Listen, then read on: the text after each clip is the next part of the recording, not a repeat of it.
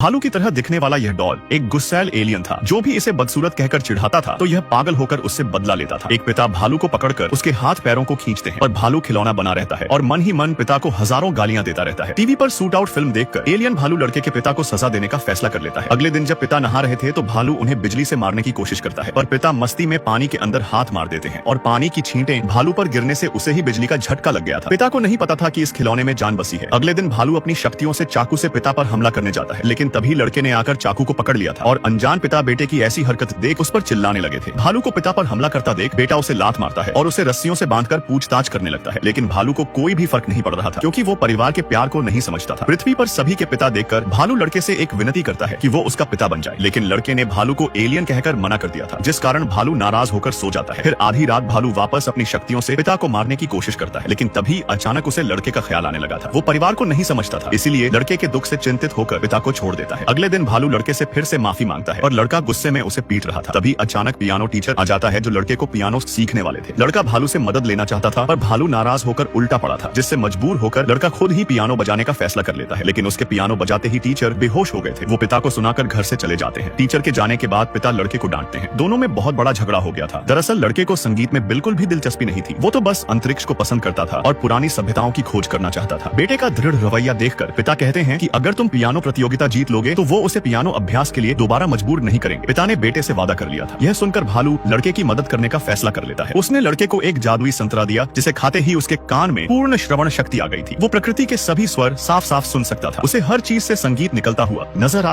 रहा था। यहाँ तक कि ट्रेन भी अपना राग गा रही थी। यह सब एलियन भालू जैसी दुनिया थी। उसका कहना था कि उनके ग्रह पर सारी ऊर्जा कला से आती है और दिल से निकलने वाला संगीत ही सच्ची कला है। संतरा खाने के बाद लड़का जल्द ही भालू की तरह सुनने लगा था। उस दिन के बाद से लड़का पियानो बजाने में मास्टर बन जाता है। उसने जूनियर विश्व चैंपियनशिप का खिताब भी जीत लिया था। लड़के की जीत पर माँ उसे बधाई देती है और पिता को अपने आप पर गर्व महसूस होने लगता है। अगले दिन दादाजी लड़के के लिए एक दूरबीन खरीद कर लाते हैं लेकिन पिता ने उसका म्यूजिक स्कूल में दाखिला करवा दिया था जिसे देख लड़का गुस्से में पिता को छोड़ने का फैसला कर लेता है क्योंकि उन्होंने अपना वादा तोड़ दिया था। एक एलियन भालू ने जादू से किताबों की सीढ़ियां बना दी थी जिस पर लड़का अपने दोस्तों को लेकर घर से भागने की कोशिश कर रहा था। किताबों की सीढ़ियों पर चलते हुए बच्चे सामने की खिड़की के पास आ जाते हैं जहां उनकी फ्रेंड रहती थी। लड़के उसे भी अपने साथ लेकर जाना चाहते थे। एलियन भालू सबको म्यूजिक बजाने को कहता है जिसकी मदद से भालू अपनी शक्तियों से लकड़ी के नाव को हवा में उड़ाता है जिसमें बैठकर वो लोग ऊंची इमारत पर जा पहुंचे थे जहां एलियन भालू ने बताया कि पिरामिड और प्राचीन सभ्यताएं उन्होंने मनुष्य की मदद से बनाई थी। पर इससे पहले कि भालू पूरी बात बता पाता तभी उसकी शक्ति कम होने लगती है और सबके फोन की बैटरी भी खत्म हो चुकी थी। मजबूरी में सारे बच्चे इमारत की दीवार के पास ही सो गए। जब सब गहरी नींद में थे तो भालू अपनी घड़ी में पृथ्वी पर आने का उद्देश्य रिकॉर्ड करता है। भालू ने बताया कि 60 साल बाद भविष्य में उनके ग्रह का विनाश होगा। मानवता पहली बार एक अलौकिक सभ्यता और एक अल्फा घर से संपर्क करेगी। दोनों मिलकर एक नया ग्रह बनाएंगे जो उनका और पृथ्वी वासियों का भावी घर होगा। और भविष्य में लड़का जब एस्ट्रोनॉट बनकर उनके ग्रह पर आएगा तो एक ट्रेजेडी होने के कारण अपने रास्ते से भटक जाएगा। अगर उसने गलत रास्ता अपनाया तो न सिर्फ अल्फा बल्कि पृथ्वी का भी भविष्य खतरे में पड़ जाएगा। इसलिए अल्फा ग्रह को बचाने के लिए एलियन भालू को पृथ्वी पर भेजा जाता है जो टाइम ट्रेवल करके लड़के की रक्षा कर सके। यह रिकॉर्ड करके भालू ने घड़ी लड़के की जेब में डाल दी थी। तभी अचानक पास से एक म्यूजिक की आवाज आती है। भालू उत्सुकता से संगीत की तरफ जाता है लेकिन छोटे गेट से गुजरते समय 3 बदमाशों ने उसे बोरे में बंद कर लिया था। अगले दिन पिता पुलिस को लेकर लड़के को खोज लेते हैं लेकिन जब लड़के को एलियन भालू कहीं पर भी नहीं मिलता तो वो घर लौटता है और दुखी होकर बिस्तर पर लेट जाता है। तभी अचानक घड़ी का अलार्म बज उठा था। लड़के ने घड़ी निकालकर जब रिकॉर्डिंग सुनी तो वो एलियन भालू को ढूंढने के लिए जादुई संतरा खाता है जिसको खाने से